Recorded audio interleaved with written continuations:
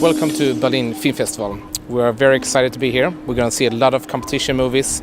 We're going to do interviews with the actors and directors. And of course, we're going to attend all the press conferences and the red carpet.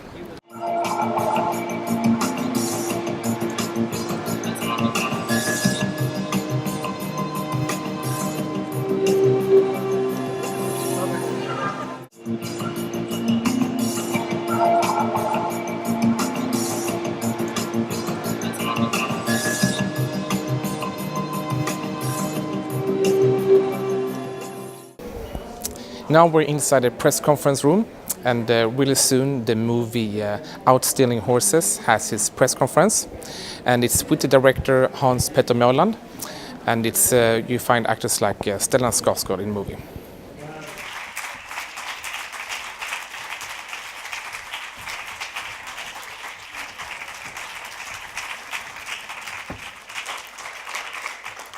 Und wir freuen uns sehr, dass er wieder bei uns ist. Stellan Skarsgård, Schauspieler.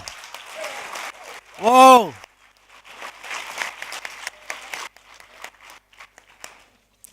Hans-Petter Moland, der Regisseur und der Drehbuchautor, ein gern gesehener Gast in Berlin. Hi, my name is Marcus. I'm from Sweden. I work for Onepress TV. I want to ask Stellan Skarsgård a question. First, I want to say welcome to Berlin Film Festival. Thank you. What caught your interest to being part of this movie? Well, I saw a script several years ago that wasn't very good, but I read the book, and the book was fantastic.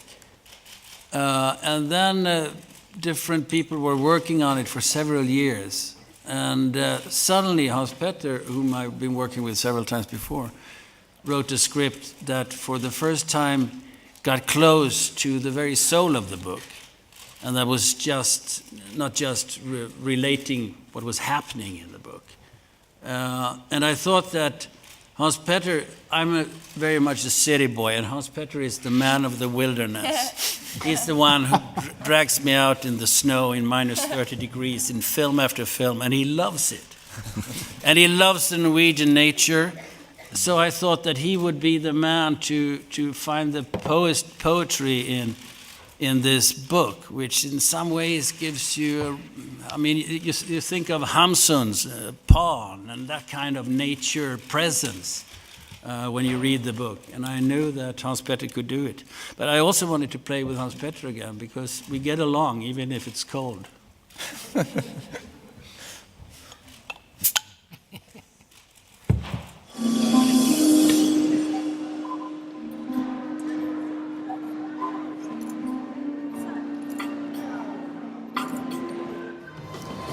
Tonight, the movie Outstealing Horses has its premiere here in Berlin, and here we have the red carpet behind us, and I actually see the people is arriving now.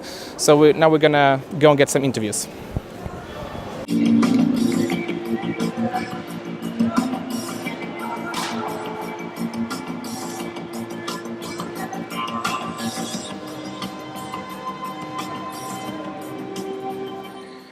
Stellan Skarsgård, welcome to Berlin Film Festival. Thank you very much. How does it feel now? Premiere tonight. Yeah, I haven't seen the film, so I'm really excited about it. And I think it might be a very good one. Yeah. I talked to Anna Sörner before today from the Swedish Film Institute, and she said that you have a good support here in Berlin. I have a good support team here, yeah. I know. So how was it now? You were shooting the movie in the nature. Did you like it? Well, my part of the movie took place mostly in about 30 minus Celsius, so it was quite cold. And if you think that I have a stone face in the film, it's because my features are frozen. But I'm used to that with Hans-Petter Moland. Most of the films I've done with him have been very cold. But then the summer parts, which are flashbacks, I don't know if you've seen the film, are shot without me in warm, nice summer weather. Yeah, that sounds better. Stellan, I wish you a great night. Thank you very much. Thank you.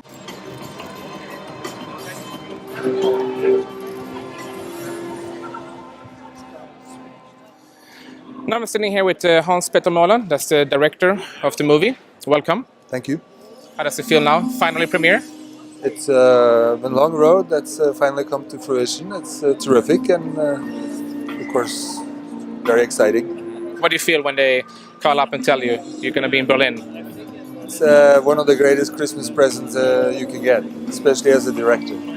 And you mentioned before in the press conference that you had another premiere as well. You had 2 premieres. Yes, very unusual, and you can't control the timing of that. So I had a premiere in the U.S. A film that opened yesterday in almost 3,000 theaters, and That's a great honor, I guess. yes, of course, but it's a lot of work in connection with. Yeah. But, Okay, thank you so much. Have a great evening. thank you. Thank you.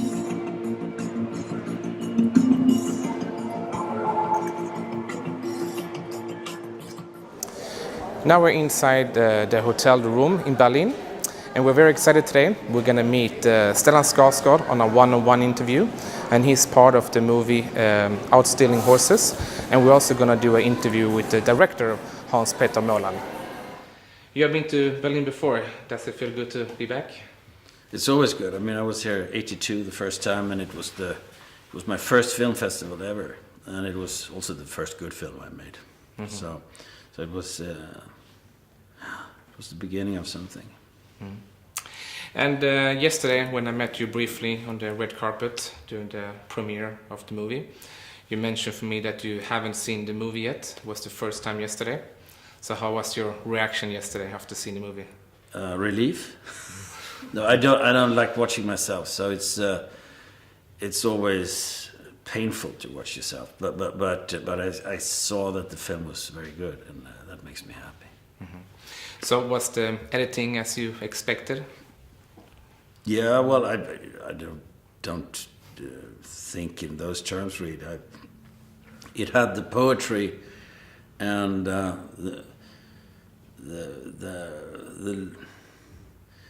presence of nature that I was hoping for. That is very strong in the book. And the hard thing it's almost impossible to film this book, because if you just film the events and what's happening in the book, you don't have anything. Because the poetry and the lyrics, the presence of nature, the power of nature is very strong in the book, and you have to find a cinematic equivalent of Per Pettersson's language to produce that. The movie Outstealing Horses had its premiere yesterday. How does it feel now? It's terrific. I mean, it was a very warm and overwhelming response during our screening, which is great. We have received some terrific reviews, I've heard. I'm not reading them right now, but I'm just heard that they're overwhelming. And the press conference yesterday was actually, to me, it was also very heartwarming, because there were some very genuine questions about very specific things in the film, about how to make it, about sound, which is,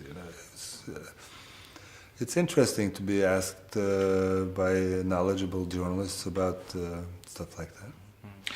This movie is based on a book. What made you take on this project? Because it's the universe that's in the book is just mesmerizing. I mean, it's you feel like you are engulfed in the universe of something very powerful. So it's very exciting to try to do that on film as well. Okay, thank you so much, Hans. Thank you. Thank you. Tonight, the movie Vine has its world premiere here in Berlin, and we are very excited to see it.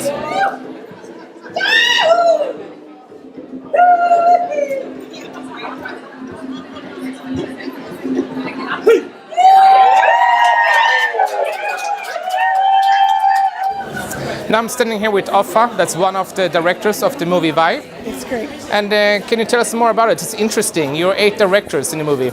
Yes, this film is actually a film made by 8 female directors and a writer. So we all write, and there's 2 sisters who are writer-director team, so there's 9 of us all together. And we've put this movie together with our producers, Kerry and Kyle, who are the producers of the movie Waru. And it's an interesting concept, as well as a method of telling film. And we're really excited to showcase this to the world tonight at Berlin.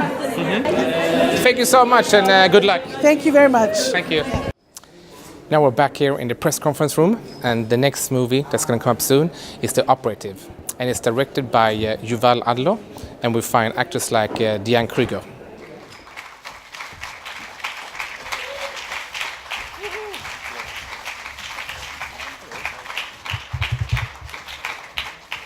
So have a welcome. It's good to have you back here. She was former in the jury. She had lots of film here in the period of detail. It's good to have you back, Diane Kruger.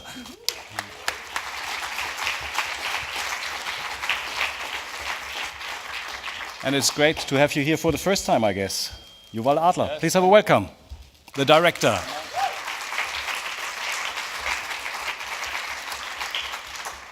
Yuval, before we open it to the press, could you give us a shortcut about The English Teacher, the book where you adapted this film from? What raised your interest in to make such an unusual spy story out of it?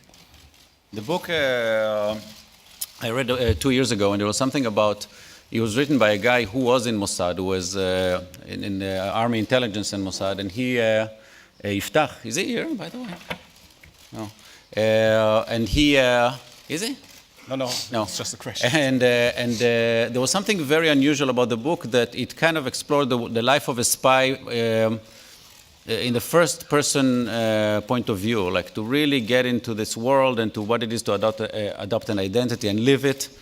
And the book was a starting point. I mean, the script is actually pretty far from the book eventually. It ended up being pretty far, but like there's something about this relationship handler and operative, and the way the film plays between like the Martin's character's perspective and her perspective that really drew me, and the film kind of came out of that, from the relationship and from that first person point of view of this life. That was what caught me in the book. A question here on the left side, please.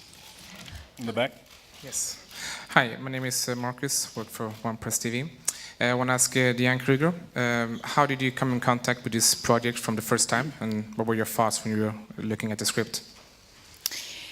I think Yuval just sent it to me, and we met in New York. He lives in New York as well, and so we were just, I thought, when I first read it, I thought immediately that this is a project that I really want to pursue for the language skills, for the character kind of talk to me. I feel like, oh yeah, I could be a Mossad agent. Mm-hmm. And it was interesting that he was Israeli, because I feel like he would bring a truth out in this character, and that we hadn't seen a spy movie per se that was actually talking about the realities of what a spy goes through every day. And then I thought, the book was really interesting. It was a really strong female character. I liked what it had to say about women and growing up and finding your path in life, I guess, and what you believe in and what you want to do with your life, all those things that we all go through. And I thought it was a very modern, refreshing take, and I had loved his film Bethlehem. So, I thought I was in good hands. Okay. Yuval, we battled with you. Thanks for being here at the Berlinale at the 69th International Film Festival. Thanks for the operatives. Thank you, Kaz. Thanks, Martin. Thanks, Diane. And thanks, Yuval.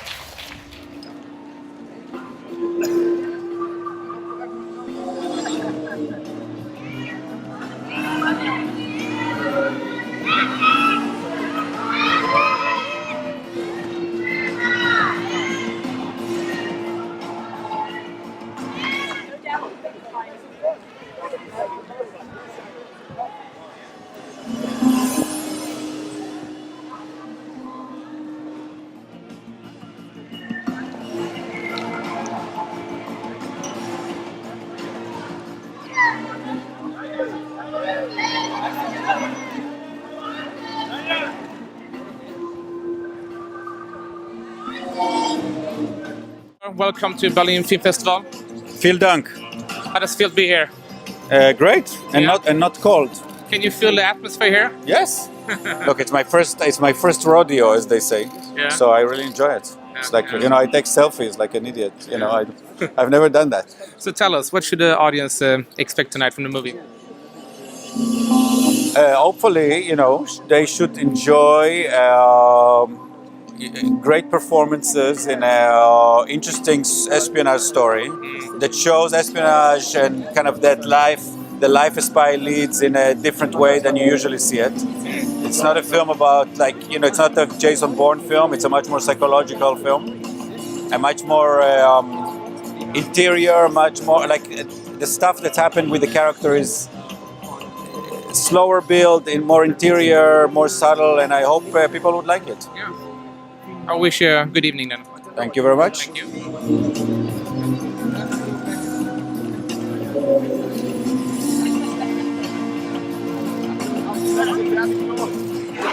Ja, då befinner vi oss på ett event nu här på Berlin filmfestival som heter Women in Film and Television. Och här ska vi nu träffa Anna Serner som är VD på Svenska Filminstitutet. Och så ska vi prata lite svensk film med henne. Ja, det här är en speciell festival. Berlin är en av världens största och viktigaste. I år har vi 3 filmer som är ganska olika, vilket jag tycker är roligt. Det är Lasse Hallströms gamla goding Mitt liv som hund, som efter 40 år är tillbakabjuden. Det är en dokumentär, rekonstruktion Utöja, som vann 2 Guldbaggar alldeles nyligen. Som är en jätteviktig dokumentär om Norges stora trauma. Och sen som motpol till det Sune vs Sune som visas för publiken som är då en familjefilm. Så det tycker jag känns väldigt roligt. Och vad är din uppfattning när du har varit här då? Vad har ni pratat om här under den tiden du har varit här nu då? Det handlar ju väldigt mycket om just nu jämställdhet inom filmvärlden. Berlin har i år 40% kvinnliga regissörer i tävlan och det gör de bäst i världen. Och vi i Sverige har jobbat mycket med det här många år och visat väldigt fina resultat de senare åren. Så jag är inbjuden jättemycket att prata om det, vilket ger uppmärksamhet till svensk film, men Sverige. Och det är vårt uppdrag på Filminstitutet, är att vi ska få de internationella blickarna att rikta sig mot Sverige och hjälpa svensk film att nå ut. Vi befinner oss på Café Einstein i Berlin. Och vi inbjuder här nu av Svenska Filminstitutet. Och de har bjudit in då svensk filmfolk. Vi träffar bland annat teamet bakom Sune v Sune, rekonstruktion Utöja och massa andra skådespelare och regissörer. Så nu först ska vi ta en intervju med Lasse Hallström och Lena Olin. Vi är här i 3 dagar, bara min hustru och jag, för att bara fira 40-årsjubileum för Panorama, som är en sektion utom tävlan, där de visade Mitt liv som hund för 33 år sedan. Så detta är här för att fira deras 40-årsjubileum. Efter den filmen där så blev det mer filmer mer mot Hollywood-sidan. USA. Kan du berätta lite om det? Ja, den där öppnade ju Mitt liv som hund öppnade ju dörrar för mig, och jag flyttade till USA 1990 och satte igång att göra amerikanska filmer. Det tog en stund att komma igång, men jag har gjort en som heter Once Around som var 1991-92 någonting. What's Eating Gilbert Grape hette den på engelska 95, och så var det Sidrusreglerna år 2000, Chocolat, Casanova, Dear John. Vad har jag gjort? Den senaste den kom inte ut på bio i Sverige, den hette A Dog's Purpose. Jag vet inte vad de heter på svenska, de här titlarna. Ja. Men hur kändes det där då när du kom in där Hollywood och fick de här stora skådespelare som Richard Gere och så vidare? Jättekul att nå en världsmarknad. Jag jobbade ju fram till och med Mitt liv som hund, så var det ju bara möjligtvis danskar och norrmän och kanske några tyskar som såg mina filmer. Men nu har jag ju fått en publik som finns över hela världen, så att mina filmer når ut mycket bättre naturligtvis när jag spelar in filmer på ett världsspråk. Så jag har haft roligt och det har varit kreativt fantastiskt, och jag har fått ett nytt liv genom den här filmen. Mitt liv blev underbart. Jag träffade min fru genom den här filmen, Mitt liv som hund. Jag skaffade Var det i USA då, eller din träff? USA. Vi bor på Manhattan, vi har ett hus utanför New York. Jag reser över hela världen och åker vart än manuskriptet tar en. Så det har varit fantastiska år. Över 25 år. Ja, tiden går fort. Ja. Men då tackar jag så mycket. Ja. Så får du ha en trevlig fortsatt vistelse i Berlin. Tack ska du ha. Tack. Sitter med Lena Olin som är en svensk skådespelare. Välkommen hit. Tack så mycket. Och om vi kollar lite på din karriär kort. Du har haft en fantastisk karriär bakom dig. Både svenska och lite Hollywoodfilmer bakom dig. Kan du berätta lite kort där hur du kom in på Hollywoodsidan? Jag spelade i en Bergman-föreställning, Kung Lear, på Dramaten. Och då var producenten för Gökboet var här för att Gökboet hade gått så väldigt länge. Så Nicholson var inte här, men hela gänget var där. Saul Sands bland annat, producenten. Och de tittade med på teater och sen efter några varv så fick jag erbjudandet att spela in Varat så lidliga lätthet som spelades in på engelska. Och den blev en väldig framgång över hela världen och inte minst i USA. Och det slog upp dörrarna för mig. Jag fick anbud och ja, det var min inkörsport. Och vi kollar på lite i framtiden då. Vad har du för projekt framför dig? Nu ska jag Riviera som är en tv-show som jag gjort för Sky Atlantic.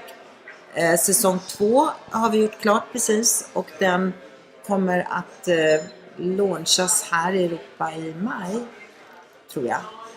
Och sen ska jag till New York och börja en inspelning av ett projekt som heter The Hunt, som är Amazon som gör en film om nazister som gömde sig i New York på 70-talet och de som är på jakt efter dem.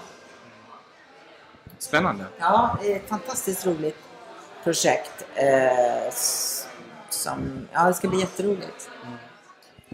Då tackar så mycket för intervjun. Så får ni få en trevlig vistelse i Berlin. Tackar så mycket. Tonight the movie Mr. Jones has its premiere here in Berlin.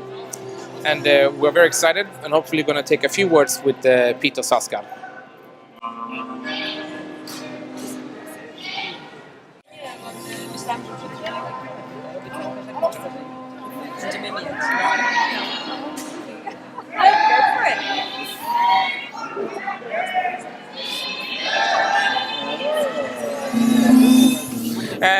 Peter Sarsgaard, welcome to Berlin Film Festival. Thank you so much. It's a real honor and a pleasure to be here. How does it feel to be back? You know, it's starting to feel familiar.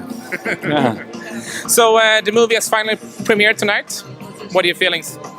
I'm really excited. I mean, Agnieszka has been a hero of mine for, you know, I think I first watched one of her films in a high school class that Father Gararelli taught in my high school. So what should the audience expect now from the movie? I think that it'll feel very topical. You know, this idea that really we're doomed without the truth. And there are too many avenues, especially now, to give a false reality. You know, I think it's just the most important issue right now, that we can all agree as a global village on what happened, you know? Yeah. Just what happened so we can make decisions about the future. Yeah. Thank you so much, Peter. Thank you. Yeah.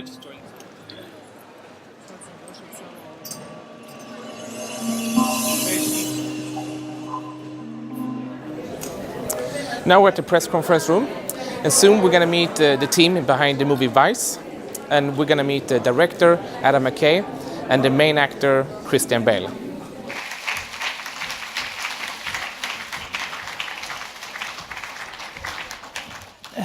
Starting from your left, please welcome the director, screenwriter and producer Adam McKay. Welcome.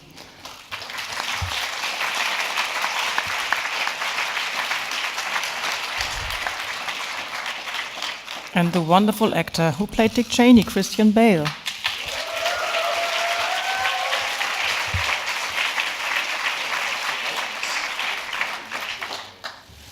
next one. My name is Marcus, work for Swedish television. First of all, I also want to say Christian Bale, great job with the acting part. Thank you. How did you prepare yourself for the role? And Adam McKay, can you tell us a little bit about the research work for this movie? Well, first off was just going, what, Adam, you want me to play Cheney? You know, because you don't really think, well, I hope you don't think Christian Bale Cheney. I'd be more disturbed if you did think that. So it's actually nice that people went, scratching their heads, that doesn't seem right. But I felt the same way. But I mean, you know, kudos, look at the vision that this man had, that I didn't see it, but he saw it.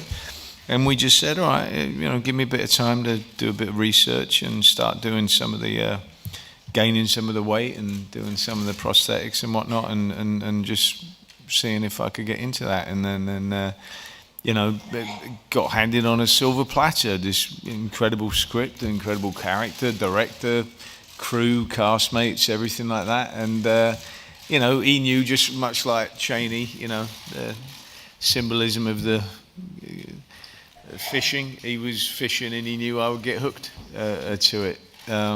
So but what also was nice, it's lovely to have a challenge, isn't it? And keeps you going in life. And it seemed almost impossible. So it felt like, right, I really want to give that a shot, and the tantalising seduction of failing miserably at something as well, of going, oh, I really could bugger that up. So that let's do it in that case and see how we turn out. You know, it's always that fine line of it really landing well or it just being bloody awful. As far as the research goes, the whole movie was a bit of a mystery. Dick Cheney had done everything he could to leave very few breadcrumbs for historians or for certainly, you know, pikers like us to make a movie. And so, yeah, we did a lot of research. There were fortunately a lot of great journalists like Ron Suskind, Barton Gellman, Jane Mayer, who wrote amazing books. We read every article that was out there. Then at one point we hired our own journalists to go interview people from Cheney's life, off the record, of course. And the coolest point was where our extensive research started to wind into Christian's own unique research. So Christian and I would sit in his backyard and have these insane 3-4 hour conversations all about Dick Cheney. That really started to kind of dig into the question mark of who this guy was. Okay, so don't hate me, but we have a tight schedule. We are really grateful for your many questions. Thank you very much. And thank you very much for showing us this fantastic film. Tonight the movie Vice has its premiere here in Berlin, and the director behind the movie is Adam McKay.